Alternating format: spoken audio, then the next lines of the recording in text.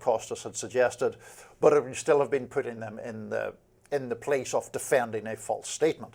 And I don't think as a broadcaster or as any other news organisation, you want to do that. You want to be put in that position. They did give $15 million as a settlement, which seems rather large.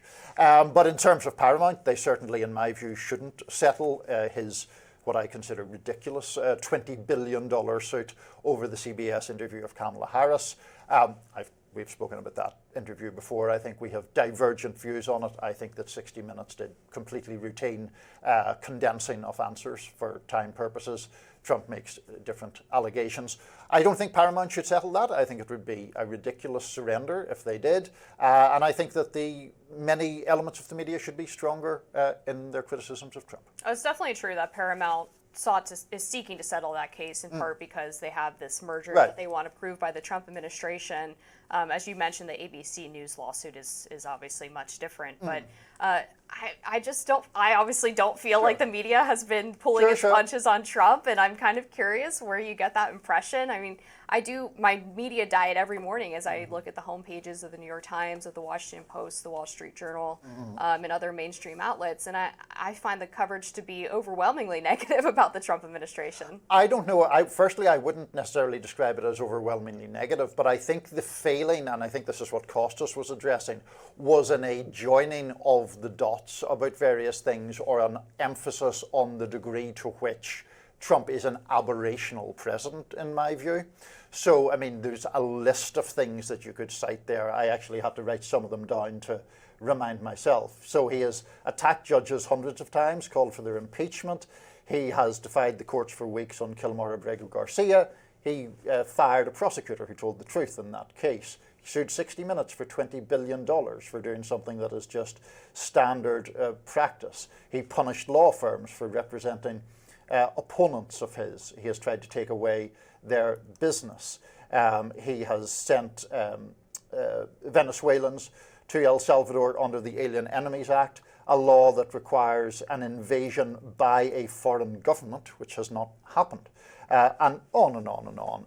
In addition to things like the meme coin, which are mechanisms by which people can buy influence with the President of the United States.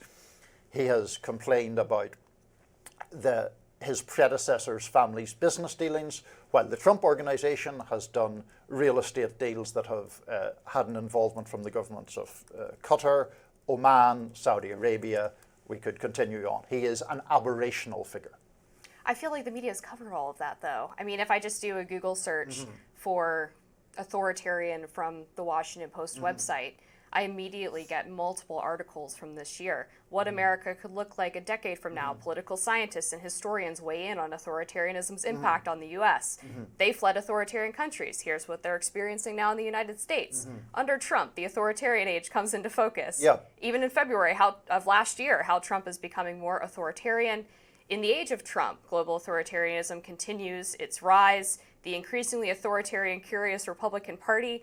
I mean, that only took me 5 seconds to find. I think all of this has been repeatedly covered by the media. But people you're arguing there that the Washington Post is representative of the media, well, which is an example. But I mean, there are all sorts of other organizations that have not.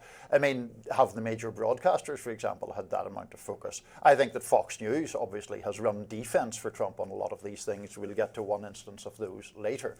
But the point that Costas is emphasizing is the, as I say, aberrational nature of the Trump presidency. I think that is something that there is deserving of more coverage rather than less. Gosh, I think there's so much already. I don't think there's enough.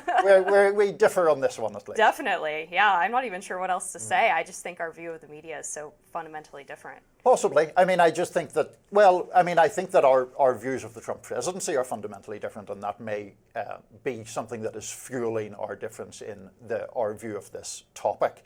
The dangers of the Trump presidency seem to me to be severe. I think he's easily the most dangerous president of my lifetime. And I was born in the dying days of the Richard Nixon presidency, so that's how old I am.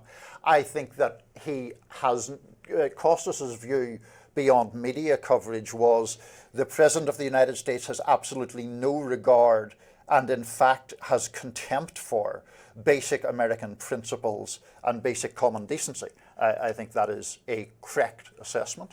And I think some of the things I cited, and we could go further on through that list, are evidence of it. I'll ask you a different question, just because we obviously aren't disagree. going to find an area of agreement Yeah. on that. But do you think that the media's overwhelmingly negative coverage of Trump back in 2016, particularly in their acceptance of the idea that he had colluded with Russia to win the election, and a lot of that coming unraveled, particularly the Steele dossier, do you think that really damaged their ability to get their viewers or listeners or readers to accept their sort of, I would describe them as hyperbolic, you would describe them as accurate depictions of the Trump presidency? Let me answer that as honestly as I can. I think that some coverage of the Russia stuff was plainly overblown, and I think that that did damage the media's credibility. And I think there have been other things that have damaged the media's credibility. Costas said in those remarks that we played that he acknowledged some mistakes on the media's part, but if I think he said if the corrective was Trump, he doesn't want that corrective, which would be basically where I came down on that. Now, without getting back through the whole weeds of the Russia investigation, Mueller came out with his report, which was more equivocal than, say, Bill Barr portrayed it as in the immediate presentation of those facts. The broader point I would make, Amber, is that where I think we differ on those is that I think there has been a decades-long attempt to discredit the conventional media by conservatives who believe it's overly liberal. Okay, all right, up next. It's the battle of the influencers, and one is wielding immigration and customs enforcement as a weapon. That's next on Rising.